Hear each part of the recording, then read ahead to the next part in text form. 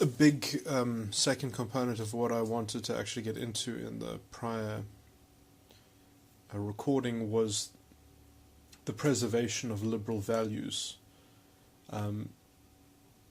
And yeah, so in as much as democracy is prone to this kind of corruption of a kind of populism that uses these kind of ideological shortcuts and false reductions which end up centralizing power and giving a kind of tyrannical centralization so that justice can be dispensed to people's identities, so that the political establishment becomes something that can actually dispense what the social justice ideology demands from it, so it kind of creates more and more of a fascistic polity.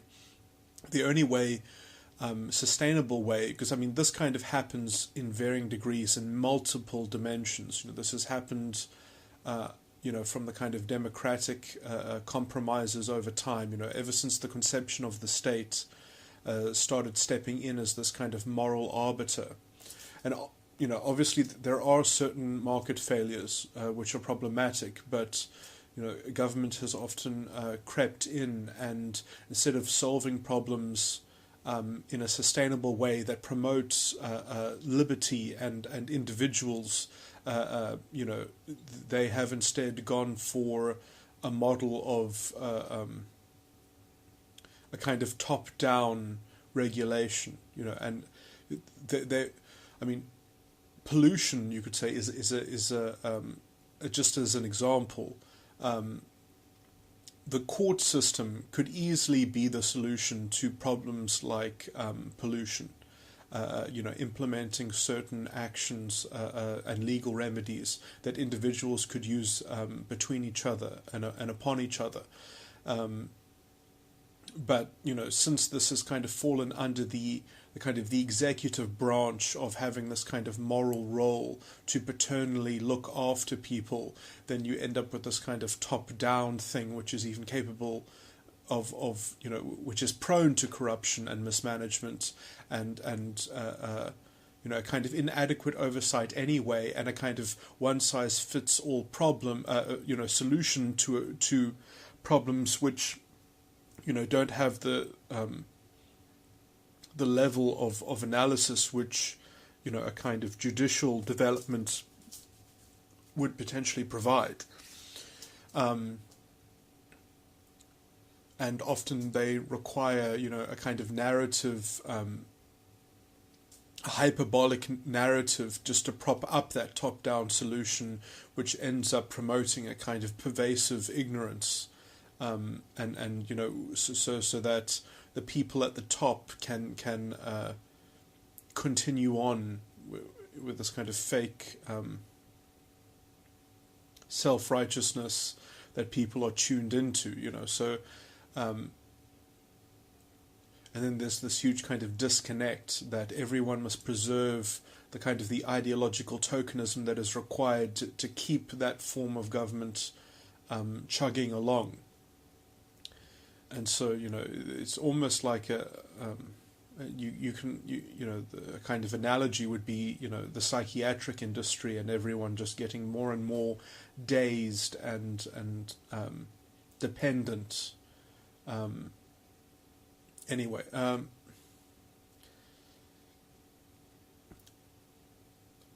to me, the only way to kind of solve these problems is so the main subject of this recording is the kind of the vision of trying to preserve liberal values, because I don't think the state has a bad actor problem, and it's kind of and it's not, in a sense, it's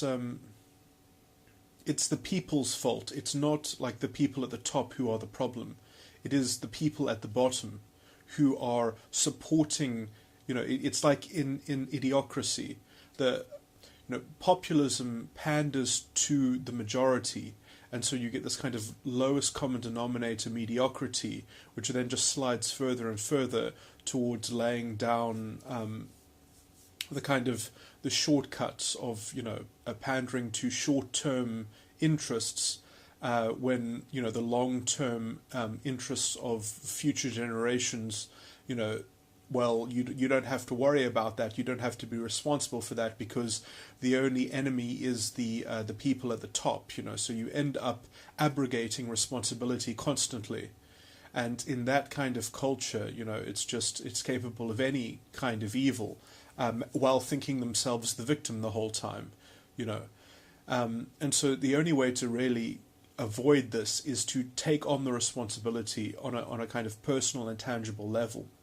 And what you would do with this responsibility is you would try to construct some kind of functional independence with other people, so you would try to privately create a society that, not a separatist society, not some kind of radical revolution, just trying to be decent and solve problems, and the natural problems that occur in any kind of establishment of coordination and systems of coordination freely amongst its members. So you have freedom of association and freedom of contract intact, and you try to construct something that people actually invest into freely, and that they've worked out some kind of constitution or something like that. And I mean this completely privately. So what I'm basically saying is you try to create an insular container that actually promotes liberal values and respects liberal values, and it does so on the only basis upon which those values could ever be maintained is by people's own participation in the spirit of good faith, amongst in their dealings. And so if you do that with enough, let's say, systematic transparency that one lays down, because perhaps you would have to share things to a certain extent, you'd have to work out how to actually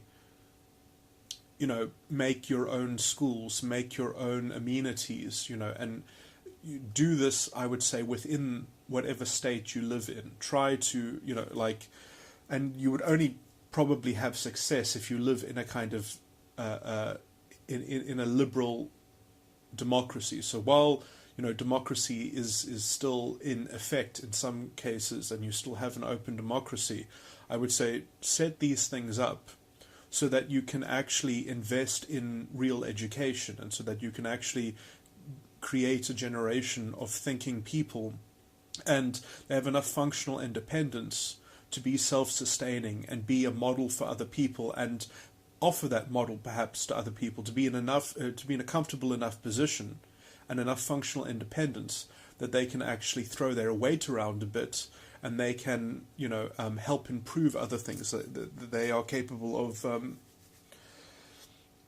of freely engaging with other things. Not that they're obliged to, just that, it's obviously dangerous to live in a world where there's any kind of, a lot of that will have to be, showing people the truth of their own, cultural backwardness, because some people are really,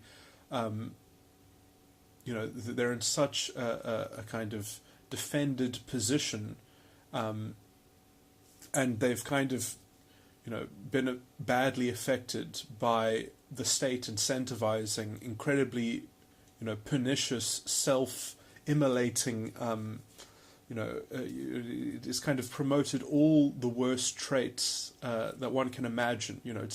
It's almost designed to inculcate self-sabotage and a kind of an anti-consciousness, like the kind of anti-hypocritical racism at the core of a very fascistic identity, which lies at the heart of the social justice movement, for instance. That hypocritical racism is somehow going to be the thing that saves you. It's really crazy. But I would say that a lot of that is because of how politics has degenerated away from policy issues and into just kind of pandering to populist sentiments. And the biggest example of I would say is like something like the Hillary campaign. I mean, although Trump has been criticized unfairly, I think, because people have put on vast ideological filters and interpretations on his campaign. I mean, like, look, I'm not going to say that he's that his campaign is some kind of bastion of perfection, but in contradistinction, it is by far much more authentic and better. He's not offering salvation to an identity. I mean, he's saying, I want to make America better. I want to kind of be practical. He's not offering moral paternalism to identities. He's not doing that. He's kind of gone out of his way to make that the distinguishing point between him and Hillary. Obviously, when he says that he wants to build America and make it great, that people say, well, that's the proxy for the white identity. That's really just projecting racism. That and the racism that's needed to fuel the SJW thing. So, this is the thing, is that whenever you have that kind of force, it just kind of, it forces everything into that, that narrative, is just kind of forced onto everything, that, it's just a zero-sum game of identities. So I would say the only way to kind of escape that ongoing encroachment, which will eventually devolve into a polity that will be a tyrant's game, is the only way to sustainably escape from that is to create a vehicle that is actually the model of some kind of solution. And it will have to be insular, it'll have to be private, so that at least liberal values can continue in some form.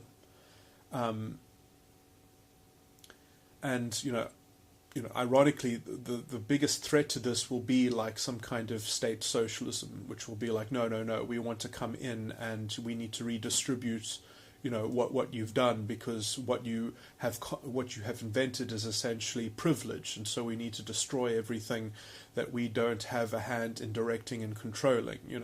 That would be,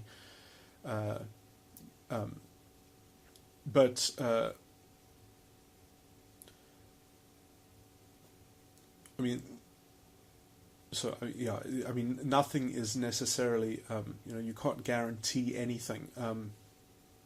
But at least if you have a model which is functional, and that which has the capability of kind of expanding its functionality so that it could provide for more people, then at least there is, some light in the world. There's some hope, in a kind of tangible thing, which at least it can kind of stand as an example of a kind of reprimand of ideological systems which are just pervasively in this self-deluded bad actor problem, having to double down on kind of historical accusations just so that it can continue to wield its false dilemma on the present, that if you don't agree, then you are a racist, or whatever. Or if you don't accept being called a racist, then you are a racist,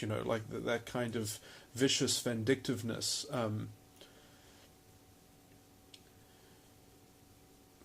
So, at least then within those enclaves of at least there could be a kind of authentic, negotiated, liberal way of life. And at least then, that...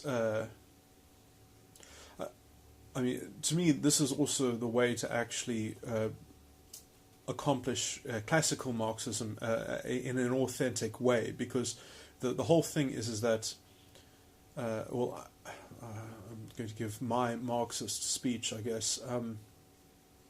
What is called neo-Marxism, I wouldn't touch it. It's this SJW stuff is complete bullshit. But just to try and reformulate the original Marxist thinking and then update it into the present context. The Marxist hypothesis is just that capitalism is not the end of history; that we must replace it. And even the Marxist conception of capitalism is that capitalism is the best thing that has ever happened to humanity. Like, without a doubt, the problem, it is a problem that capitalism can't last forever because it is so much better than anything that's come before it. So much so that Marx even advocated for colonialism, that it would help promote development in the third world. So Marx was pro-colonialism.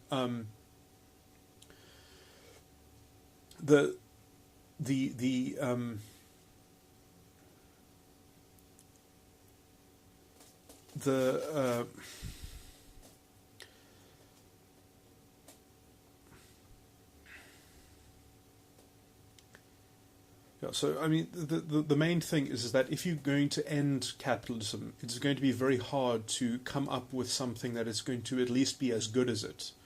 And, this is really the stumbling block, because it's very hard to create a society that is still functional and that it's still is that humanity is capable of interfacing with on an interpersonal level, like, how are you going to organize things if you don't have a market of private property and commodities? And this is a huge unanswered problem. How can that be done? There is no easy answer for that. State socialism is definitely problematic, and so if you're going to replace the market with something, it's going to be very hard to avoid. If you're going to create a different kind of it's very hard to imagine that because democracy is kind of underwritten by capitalism, as much of a horrible compromise it is in the modern sense. Without private property, it's going to be very hard to actually maintain freedom of contract, because if you make everyone a kind of infant of the system, effectively you've ended liberal values anyway. So it's a real challenge, and the SJWs don't give a damn about liberal values. I mean, they just want some kind of arbitrary measure of some kind of ideological formula which doesn't even work because it's so obsessed with history and revenge, and its hypocritical racism. So I mean, like, that would just be a tyranny of a kind of ethno-fascist state which can only prove its utility by kind of finding some privilege to continually sacrifice to some kind of idolatry and worship of social justice. So it's a kind of it can only be proven by an ongoing bloodbath in some sense. It devolves into a kind of authoritarian police state which suppresses and maintains its rule by propaganda and strange, these things are very hard to see at the early stages, but as soon as they start getting power, you see quite quickly how it devolves into blatant hysterical paranoia and sort of and general repression. And this is all people that can understand philosophical premises. This is very obvious to read. And you can see this quite clearly in the culture as well. But they can kind of imagine that they would do much better than anyone else because they are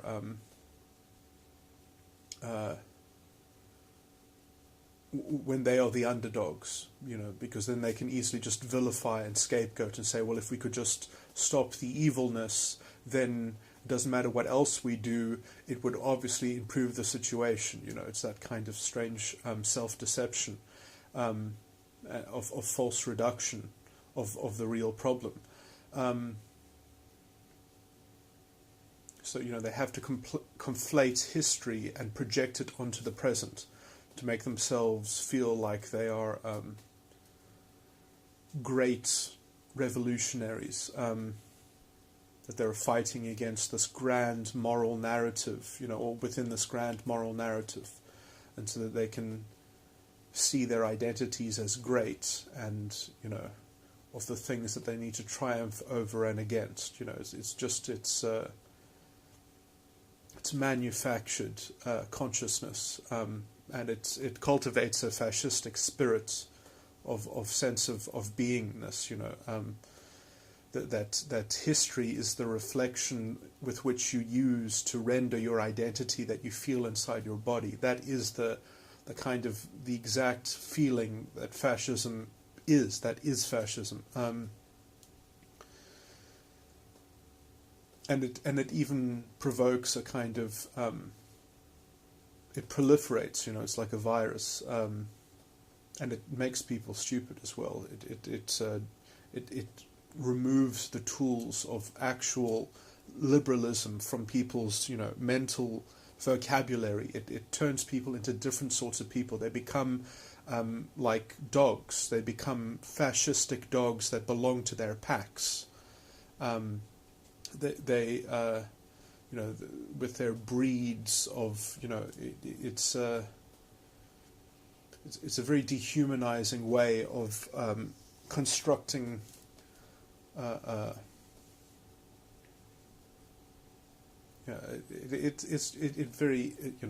so when you see people advocating this stuff and you see how aggressive they have to be in order to get away with this hypocrisy, which they're trying to shove down other people's into other people's minds and implant them with this so that they can vindicate their identity. Maybe you can think that will solve the problem when you're the underdog, but when those sorts of people are in power, when people like Professor Dyson, are the Julius Malemas of the world who get into power, it's going to be an abysmal nightmare.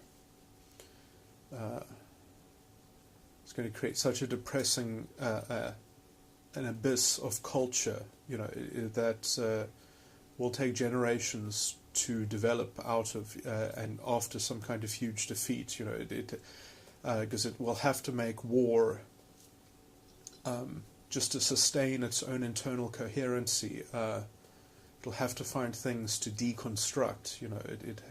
If it cannot promote itself by destructive integration, then it has no fight left, and so it's like a fire that it has to get bigger or it dies. It's very unstable, and even to maintain it, it requires a kind of self-imposed on the in-group. Even you can't. Any kind of opposition is automatically defined as internalized privilege or some such thing, so it's completely totalitarian.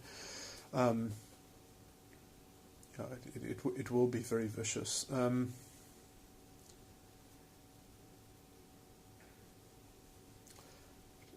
Anyway, so that's as bad as it gets, basically. But the way to I would say, the way to keep the state honest is to have private, independent, functional groups that have some kind of alternative economic model that is self-operating and self-administered. And so that, I think, will be the only sustainable way to kind of keep the spirit of liberal values alive, that it'll be beyond the reach of the state. I mean, perhaps not entirely. In some technical sense, it won't be beyond the reach of the state, because what I'm promoting is that this should happen within states on the private scale. It should be like a privately run society, basically, that perhaps you buy into it, that you kind of become a member, and that there are certain rules, and so that those rules would be a kind of cultural pact. So you would have a kind of buy-in culture. Everything would be above board, negotiated, and perhaps even capable of renegotiation. That there'd be some kind of renewal of values, or some kind of planning which is done on some kind of level, perhaps democracy, perhaps some kind of system of open forums and debates, and some kind of I think that would be the only, trying to work out how do you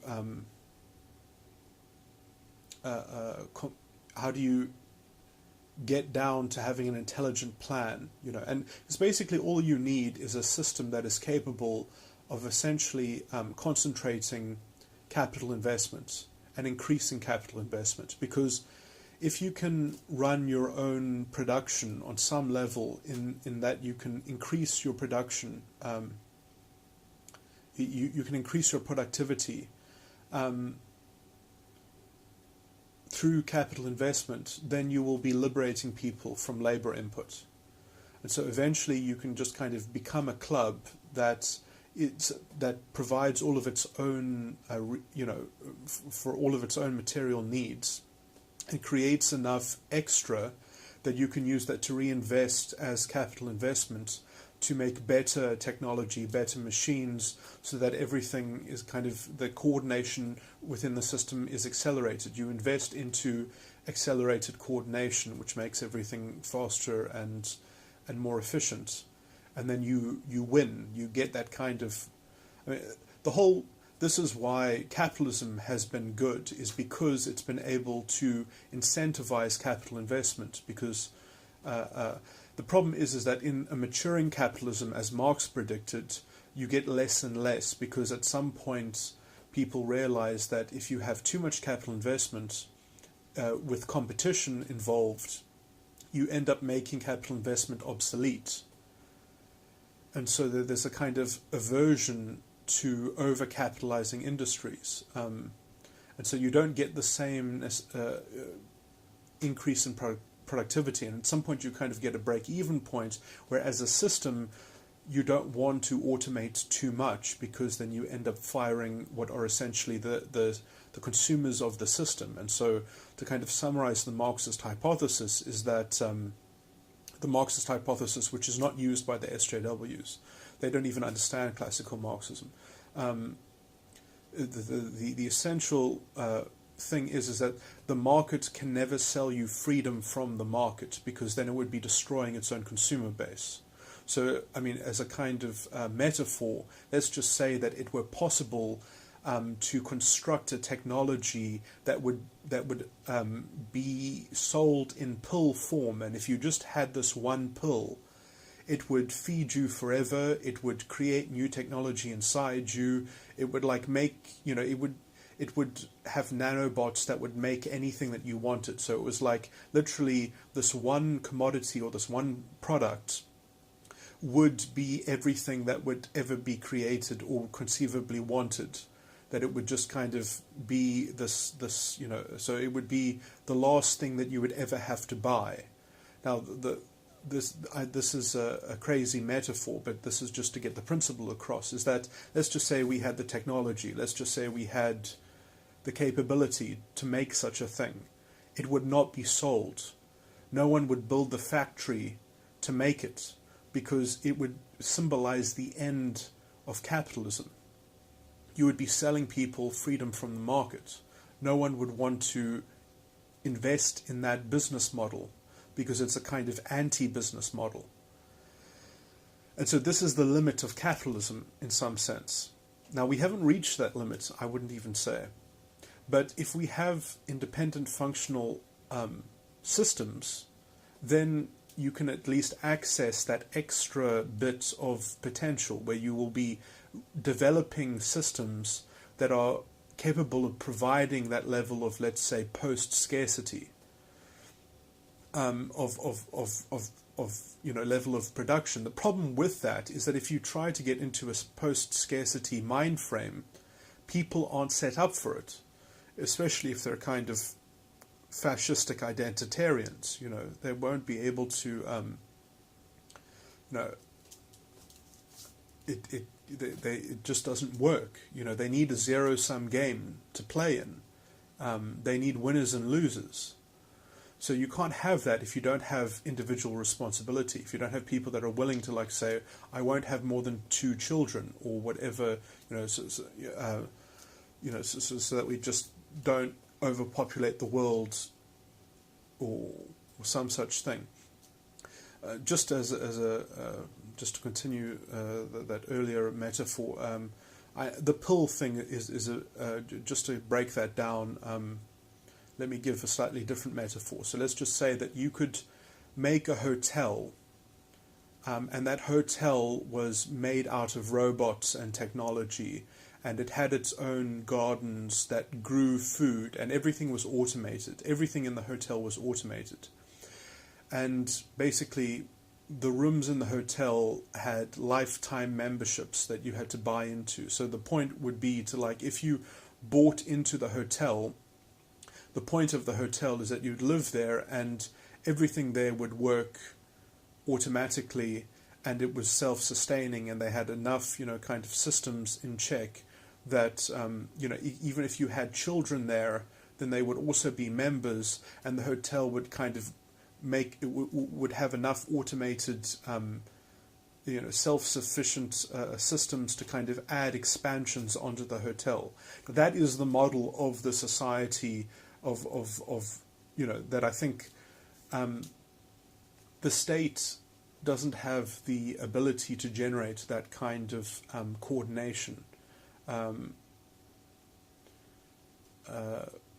because the kind of the political consciousness is too prone to the necessity of the zero-sum game. So in order to create a society that is stable enough, to have the high trust in order to generate those sorts of things, can only be done on the private scale between people who are freely associating with one another. And so, my hope is that you get people with liberal values who'd want to set up something that effectively was some kind of we're going to set up, a farm, and everyone helps maybe, put in what they can to buy the farm, and maybe some other people have some kind of expertise. And the point is that the food grown on the farm gets delivered to all the members who help set it up, or, and perhaps they have some private charity of what extra they might have, or they want to sell the excess to the market and use that to reinvest into creating something else, because you can come together to make products which are better than what the market would otherwise provide you, because you can design and invent your own products in-house, and then you would have to know how to do that in-house. You couldn't just say, oh no, I'm going to take it from somebody else. You'd actually have to develop the capacity from the ground up. You'd have to buy the resources to do it. You'd have to do it authentically and honestly. And so then you would know all the things that go into building something and creating and maintaining something. Wouldn't be this free good which you get to steal from the unjust system. There have been revolutions in the past who've had to, expend tremendous effort to what I would say have a kind of measly amount of autonomy. And the amount of autonomy that is potentially accessible because of the free market is something that people should be incredibly grateful for. It's really there. There's nothing stopping. There's enough access in the system, in the open democratic system, for things to get better.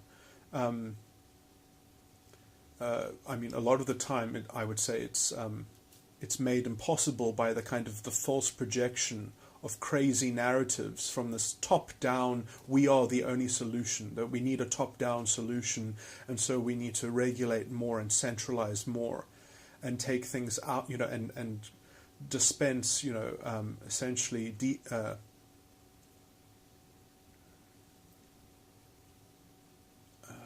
what was the word that I was looking for? what's the word that means that, disempowering educational systems, you know, and things like that. And inadequate, you know, that when the source of inadequacy is that the central government complains that it doesn't have enough tyrannical freedom in order to radically fix the system, I mean, you've got a negative feedback loop there, which is very dangerous. You know, it's like you've got this moral equation that if you just kind of ramp up your tolerance for radical violence, that it's going to accelerate things, you know, when really it'll end up doing the opposite, and then it'll have to excuse itself by probably trying to have a genocide.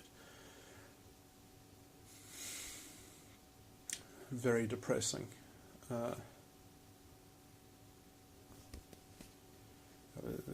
There's this. There has been a genuine. I can't remember the word that I'm looking for, but something like. It's not the word that I want. It's not destabilization, but it's similar to. But there's a general kind of undermining of the kind of a liberal solution of empowering people on the ground, from the ground up, from the bottom up, and empowering them by giving them tangible access to helping them help themselves. And that does require pumping in a lot of resources, but not in directly giving them to people, but indirectly helping people help themselves. So, I mean, even if it's to give people money or some kind of voucher to build houses, so that the houses aren't built by government contracts, but that they are, so that contractors essentially are meeting those people on the ground, so that there's some kind of, you know, those people are engaged in some kind of emerging market for housing, which then will establish some capacity. So that you can kind of have a bridge and legs at the lower end of you know, that can actually develop the basis of an industry. You know, things have to start at some point. You can't just kind of teleport into the future. You have to make a bridge, and there's like absolutely no stomach to construct that bridge, because that bridge is antithetical to the propaganda against privilege. That bridge means working with privilege, you know, and privilege is the kind of the ideological token, and that's used to bridge the injustice of history and to create that injustice of history and project it onto the present, which is a completely arbitrary thing. I mean, to complain about privilege is literally to say, I need a fascistic tyrant that's on my side. That is essentially what you're saying. It's like, I'm asking for an authoritarian intervention into the system, that everything needs to be centralized and controlled from the level of a government and a demagogue, to make things better for my identity. That's what it's asking for. It's a complete destruction of a liberal society.